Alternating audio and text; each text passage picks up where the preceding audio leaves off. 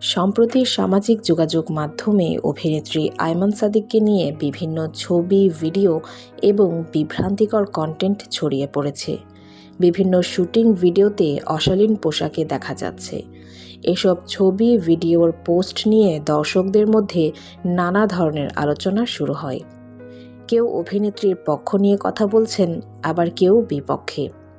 অবশেষে এই বিষয়ে মুখ খুললেন জনপ্রিয় অভিনেতা জিয়াউল ফারুক অপূর্ব। তিনি স্পষ্ট ভাষায় জানিয়ে দিলেন, এসব নোংরামি চলবে না।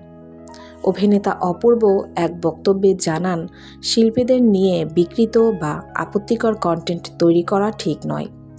তিনি বলেন, সামাজিক মাধ্যমে ভিউ পাওয়ার জন্য কিংবা আলোচনায় আসার উদ্দেশ্যে কারো ছবি বা ভিডিও বিকৃতভাবে উপস্থাপন করা উচিত নয়। নায়িকারা বিভিন্ন ক্যারেক্টারের জন্য বিভিন্ন ধরনের লুকস নিয়ে থাকে, তখন পোশাকের তারতম্য ঘটে।